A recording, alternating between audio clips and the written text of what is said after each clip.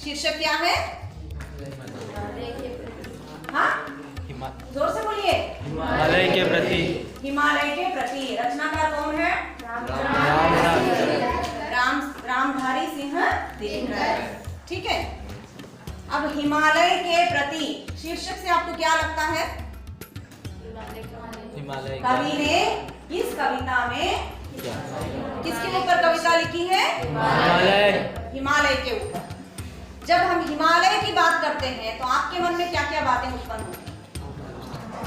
पहाड़, पेड़। एक पहाड़, ओके, फिर ओके, बस उसके बाद पहाड़ी पेड़। हाँ, उसके बाद ऊंचाई, उसके बाद पेड़ पौधे। ठंडी ठंडी हवाएं बहुत हम पेड़ पौधे सब है, ठंडी ठंडी हवा भी चलेगी क्योंकि वहां हिम भी है। उसके बाद हिमालय भारत की रक्षा करता है। हिमालय यदि पहाड़ नहीं होता, इस तरफ से चाइना, इस तरफ से कोई भी अटैक बहुत आसानी से कर सकता है। हिमालय एक ऐसा पहाड़ है जिसने भारत की रक्षा की है, एक प्रहरी बनकर, एक सैनिक बनकर।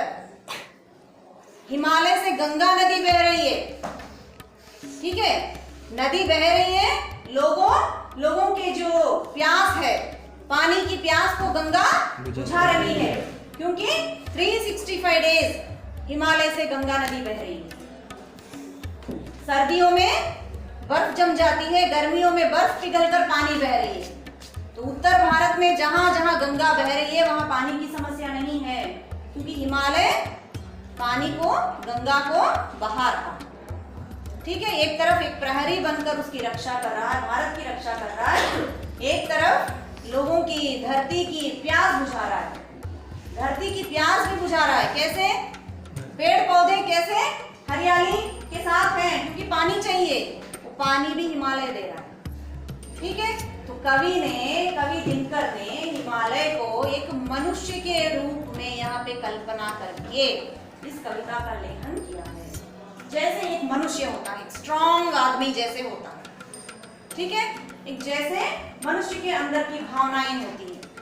कभी जोश होता है, ठीक है, कभी होश होता है, कभी कुछ कर दिखाने का विश्वास होता है। तो सारे गुण दिनकर ने हिमालय के अंदर देखा है। इसीलिए कवि हिमालय को संबोधित कर कहते हैं कि मेरे नगपति मेरे विशाल। कवि क्या कहते हैं? तुम मेरे नगर के पति हो। तुम कौन हो? तुम राजा हो। नगरपति यानी राजा। तुम मेरे राजा हो। इतने विशाल हो, इतना दृढ़ हो, इतना विश्वास है तुम्हारे अंदर। तो इस कविता के माध्यम से कवि एक एक व्यक्ति के अंदर का जो आत्म गौरव है उसको जगाते हैं। Self respect. जब हमारे ऊपर कोई आक्रमण होता है, खौल उठना चाहिए हमारा खून। सेल्फ रेस्पेक्ट के लिए आत्मविश्वास, आत्म गौरव से बढ़कर कुछ नहीं है। हर आदमी के अंदर एक सेल्फ रेस्पेक्ट होना चाहिए। कितना झुकेंगे हम? उतना दबाएंगे। हाँ? कितना झुकेंगे? तब तो खड़े होना चाहिए हमको। ठीक है, तो इस कविता में कवि ने हिमालय को एक मनुष्य का रूप देते हुए उन्होंने क्या क्या बातें इसमें कही है, देखिए। इसको कहते हैं मानवीकरण अलंकार। मानवीकरण अलंकार यानी इस कविता में कवि ने हिमालय को एक मनुष्य के रूप में चित्रित किया है। तो इसमें कौन सा अलंकार प्रयुक्त हुआ है? मानवीकरण अलंकार।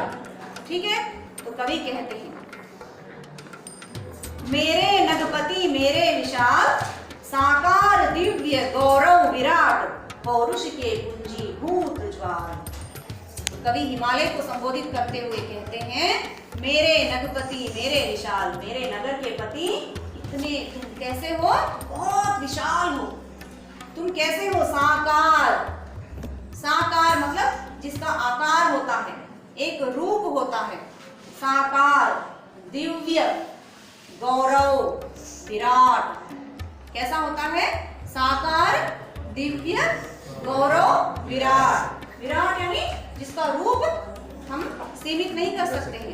इतना बड़ा रूप, तुम्हारा रूप कैसा है? बहुत बड़ा है, बहुत विस्तृत है।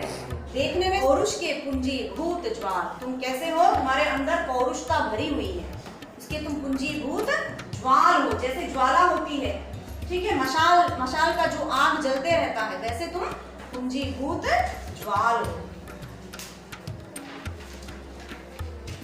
मेरी जननी के हिम किरीट, मेरी जननी यानी मातृभूमि, तुम क्या हो? मेरी मातृभूमि के तुम हिम किरीट हो। किरीट यानी मुकुट, ठीक है, राजा क्या पहनता है? मुकुट पहनता है। तो तुम क्या हो? मेरी जननी के हिम किरीट हो, हिम से बना हुआ मुकुट तुम पहनते हो, ओके, यानी मातृभूमि की रक्षा करने वाले। मेरे भारत के दिव्य भाल, भाल यानी माथा, तुम क्या हो? मेरे भारत के दिव्य भाल। तो यहाँ पे कवि की जो मातृभूमि के प्रति जो भावनाएं हैं वो यहाँ पे जागृत होते हैं, और इस कविता के माध्यम से कवि हर एक व्यक्ति के अंदर देशभक्ति की भावना को जागृत करते हैं, ठीक है। फिर आगे कहते हैं, मेरे गणपति मेरे विशाल, युग युग अजेय निर्बंध मुक्त, युग युग गर्वोन्नत नित महान। कितने ही युग बीत गए, हिमालय पर्वत वहां पे खड़ा है। युग युग अजेय, किसी ने तुमको आज तक किसी ने तुमको जीत नहीं पाया, कोई तुमको जीत नहीं पाया आज तक, तुम अजेय खड़े हो वहां पे, जय अजेय, तुमको किसी ने नहीं हराया आज तक, तुम इतने ही युग बीत गए, तुम वहां पे खड़े हो। निर्बंध, तुमको कोई बांध नहीं सका है आज तक, ठीक है, कोई बंधन नहीं है, एकदम तुम निर्बंध हो, मुक्त हो, ठीक है। युग युग गर्वोन्नत नित महान, युग युग से लोग तुम्हें देखते हैं, तुम्हारे अंदर का गर्व को लोग देखते हैं, आश्चर्यचकित होते हैं कि ये पहाड़ ऐसे कैसे खड़ा है। महान हो तुम, हमेशा तुम महान रहोगे। निस्सीम व्योम में तान रहे, युग से किस महिमा का वितान। लेकिन सब ठीक है, पौरुष के पुंजीभूत ज्वाल हो, सब ठीक है, तुम्हारे अंदर की पौरुषता है, मैं सब जानता हूँ, तुम माँ की रक्षा करने वाले, तुमने मुकुट पहना है, सब ठीक है, लेकिन मैं क्या तुमसे सवाल कर रहा हूं? निस्सीम व्योम में, व्योम यानी आकाश, एक खाली आकाश, ठीक है, जहां पे कुछ नहीं है, आकाश में कुछ नहीं रखा है, में तान रहे, वहां पे तुम बैठ के क्या बजा रहे हो? क्या राग, क्या धुन, कैसी धुन, किस धुन में तुम बैठे हो? युग से किस महिमा का वितान, क्या तुम महिमा मंडित करना चाहते हो? क्या तुम दिखाना चाहते हो? क्या करना चाहते हो? मतलब कवि इसमें एक एक मनुष्य के अंदर देश प्रेम को जगाते हैं। कवि कहते हैं कि जब तक हम अपने स्तर पर, अपने लेवल पर हम देश के लिए कुछ कर नहीं दिखाते हैं, तब तक हमारा अस्तित्व का कोई महत्व नहीं है। इसीलिए हिमालय को संबोधित करते हुए कवि कहते हैं, ठीक है तुम विराट हो, सब हो, लेकिन जब तक तुम कुछ कर नहीं दिखाओगे तो क्या फायदा? तुम्हारा जो संगीत है उसका कोई योगदान नहीं है। कैसी अखंड यह चिर समाधि, तुम समाधि में बैठे हो, दुनिया में जो कुछ हो रहा है, देश के लिए आपत्ति का समय है, ठीक है, देश खतरे में है, ऐसे में तुम चिर समाधि में बैठे हो तो कैसे चलेगा? यहाँ पे कवि एक मनुष्य को जगाता है, ठीक है, हिमालय के माध्यम से कवि एक मनुष्य के अंदर की देशभक्ति भावना को जगा रहा है। इसीलिए कवि बार बार कहता है कि देश में प्रत्येक युवा पीढ़ी को अपना योगदान देना चाहिए। तो कैसी अखंड यह चिर समाधि, यतिवर कैसा यह अमर ध्यान। यतिवर सन्यासी बनकर तुम बैठे हो, किस ध्यान में तुम बैठे हो? आंख खोल कर देखो, सन्यास करते हैं, ध्यान में बैठते हैं तो हम आंख बंद कर लेते हैं। जब आंख बंद करते हैं तो मेरे सामने जो है, कौन है, क्या है, मुझे कुछ पता नहीं है। मुझे आंख खोलकर देखना है कि क्या हालत हो रही है देश की। जब तक मैं नहीं देखूंगा, जब तक तुम नहीं देखोगे, तुम्हें कैसे पता चलेगा कि क्या चाहिए, तुमको क्या करना चाहिए। इसीलिए तुम यतिवर बन के आंख बंद करके मत बैठो। तू महाशून्य में खोज रहा किस जटिल समस्या का निदान। तू जहां बैठा है वहां सिर्फ शून्य है। कैसा शून्य है? महाशून्य है, जहां बैठकर तुम कोई भी समाधान नहीं कर सकते। किसी भी बात का समाधान तुम नहीं कर सकते महाशून्य में बैठकर। ठीक है, एक आदमी को संघर्ष करना है तो उसको कहाँ आना चाहिए? समाज में आना चाहिए। जंगल के अंदर बैठ के क्या समाधान ढूंढेंगे हम लोग? जानवरों को मार सकते हैं, मनुष्य को थोड़ी बचा सकते हैं। मनुष्य को बचाने के लिए, देश की रक्षा के लिए, अपने कर्तव्य पथ पर अग्रसर होने के लिए हमको कहाँ आना पड़ेगा? उस महाशून्य रूपी जंगल पहाड़ से निकलकर हमें इस धरती पर समाज में आना पड़ेगा। ठीक है, इसीलिए कवि कहते हैं तुम महाशून्य में बैठकर तपस्वी बनकर क्या कर रहे हो? तुम उठो, अपनी जगह से उठो। उलझन का कैसा विषम जाल मेरे नगपति मेरे विशाल। किस उलझन में हो?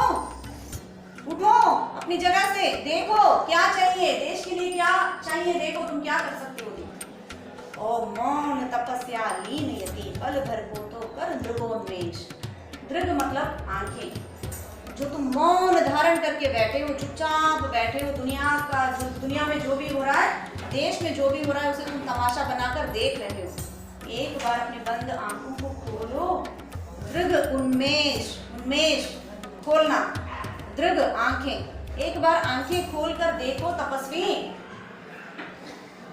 रे ज्वालाओं से दग्ध विकल है तड़प रहा पद पर स्वदेश।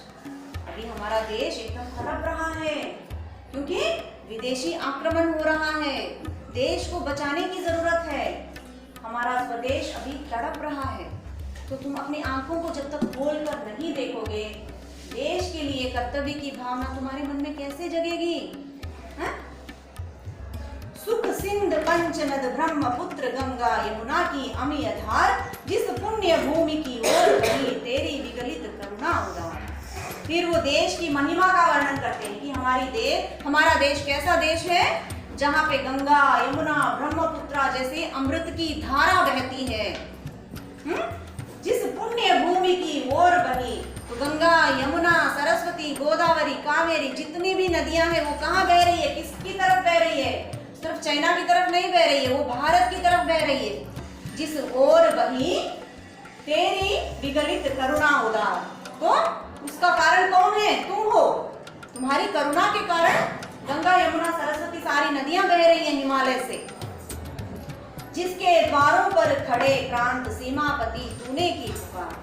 जब देश पर आपत्ति आ रही थी, आक्रमणकारी आ रहे थे, तुमने सीमापति बनकर उसकी रक्षा की, देश की रक्षा की। पद दलित किसे करना पीछे, पहले ले मेरा सिर उतार। तुमने क्या कहा था? तुम एक प्रहरी बनकर देश की रक्षा करते हो। जब कोई भी आक्रमणकारी आता है तो तुम क्या कहते हो?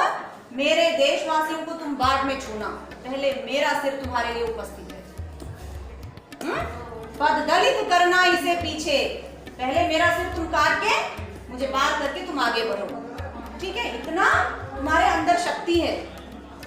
उस पुण्य भूमि पर आज तपीरे आन पड़ा बड़ा संकट करा। तो ऐसा एक पुण्य भूमि जहाँ पे लोग अपनी देश की रक्षा के लिए संघर्ष करते थे, पहले अपने सिर को बलिदान चढ़ाते थे, ऐसे देश के ऊपर आज संकट के बादल मंडरा रहे हैं।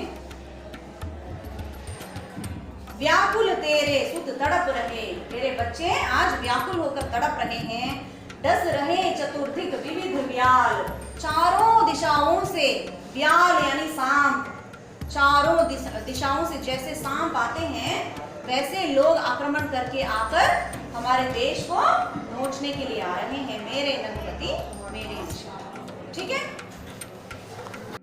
फिर आगे कवि कहते हैं, कितनी मणियां लुट गई मिटा, हमारे देश पर जितने लोगों ने आक्रमण किया, कितने ही सारी मणियों को यहाँ से लूट कर ले गए, लेकिन भारत कभी नहीं मिटा, देश अपना कभी नहीं मिटा। इसीलिए कवि कहते हैं कितनी मणियां लुट गई, हमारे जितना कुछ छीन कर लेके जाना चाहिए था सब कुछ छीन कर लेके चले गए, लेकिन फिर भी हम लोग नहीं मिटे। कितना मेरा वैभव अशेष, जितना लूटना था लूट कर लेके चले गए, लेकिन फिर भी हिंदुस्तान नहीं मिटा। हिंदुस्तान में आज भी बहुत सारे जो ऐसी विशेषताएं हैं, ऐसा वैभव है जो यहाँ पर बच कर रह गया है। तू धन्य मग्न ही रहा, तू ध्यान मग्न ही रहा, इधर वीरान हुआ प्यारा स्वदेश। तो चैन से आज बैठने का समय नहीं है, तुम तपस्या में लीन होकर यदि ध्यान करते हुए यदि आप बैठोगे तो फिर से आक्रमणकारी आक्रमण करेंगे। जो कुछ भी हमारे देश में बचा कुचा वैभव है सबको लूट कर लेके चले जाएंगे। इसीलिए आज आपको शांत धारण करके बैठने का यह समय नहीं है। तो इस कविता के माध्यम से रामधारी सिंह दिनकर बार बार भारत के निवासियों के अंदर, भारतवासियों के मन में देशभक्ति भावना को जगाने का प्रयास करते हैं। ले अंगड़ाई उठ हिले धरा। तुम जब उठोगे अपने ध्यान को चीर कर तुम उठोगे तो धरती को हिलना चाहिए। कर निज विराट स्वर में निनाद। तुम्हारा जो विराट स्वर है उससे एक बार तुम निनाद करोगे। तू शैल राट हुंकार भरे। जैसे सिंह की गर्जना होती है उसी प्रकार तू शैल राट है, यानी तू हिमालय का पर्वत है, तू हमारा हिम किरीट है। जब तुम हुंकार भरोगे फट जाए कुहा भागे प्रमाद। जब तुम अपनी गर्जना के साथ अपने मौन को त्याग कर जब तुम उठ खड़े होगे, अंगड़ाई लेते हुए जब तुम अपनी जगह से उठोगे तो सारे दुश्मन तुम्हारे हुंकार मात्र को सुनकर भाग जाएंगे। तू मौन त्याग कर सिंहनाद। इसीलिए कवि कहते हैं कि आज तुम्हें मौन रहने की कोई जरूरत नहीं है। तुम अपने मौन को त्यागो, करो सिंहनाद। रे तपी आज तप का काल न काल। यह तपस्या का काल नहीं है तपी। आज तुमको गर्जना के साथ, सिंह गर्जना के साथ आज तुम्हें उठने की जरूरत है, हुंकार भरने की जरूरत है, दुश्मनों को पुनः एक बार भगाने की जरूरत है। नव युग शंख ध्वनि जगा रही, तू जाग जाग मेरे विशाल। यहाँ पे नव युग शंख ध्वनि यानी परिवर्तन प्रकृति का नियम है, तो युग नया बदल रहा है। इसीलिए तुम्हें भी उस युग के साथ अपने आप को जगाने की जरूरत है। तो जागो जागो जागो विशाल। मेरी जननी के हिम किरीट, मेरे भारत के दिव्य भाल। नव युग शंख ध्वनि जगा रही, जागो नगपति जागो विशाल। तो मेरी जननी के तुम हिम किरीट हो, मेरे भारत के तुम दिव्य भाल हो। नव युग शंख ध्वनि जगा रही है। आज नव युग का प्रवेश हो गया है, समय बदल रहा है, परिवर्तन प्रकृति का नियम है। तो आज प्रकृति में भी बदलाव हो रही है, समय में बदलाव हो रहा है। तो समय की मांग के अनुसार तुम अपने आप को स्थापित करते हुए मेरे देश की रक्षा करो। मेरे नगपति मेरे विशाल, तुम जागो नगपति जागो विशाल। तो आज सोने का समय नहीं है, यह एकदम निश्चिंत भाव में तृप्त भरे ध्यान मग्न होकर रहने का यह समय नहीं है। हुंकार भरकर प्रत्येक भारतवासी को अपने कर्तव्य पथ पर चलने का यह समय है। तो ये आपकी कविता, आपके पाठ्यक्रम में संकलित कविता है हिमालय के प्रति, जिसको रामधारी सिंह दिनकर के रेणुका से निकाला गया है। समझ गए? तो इस कविता में कवि ने हिमालय को एक मनुष्य के रूप में कल्पना करते हुए मानवीकरण अलंकार का प्रयोग करते हुए हिमालय के माध्यम से हर एक भारतवासी को संबोधित करते हैं कि हमें अपने कर्तव्य पथ पर चलना चाहिए।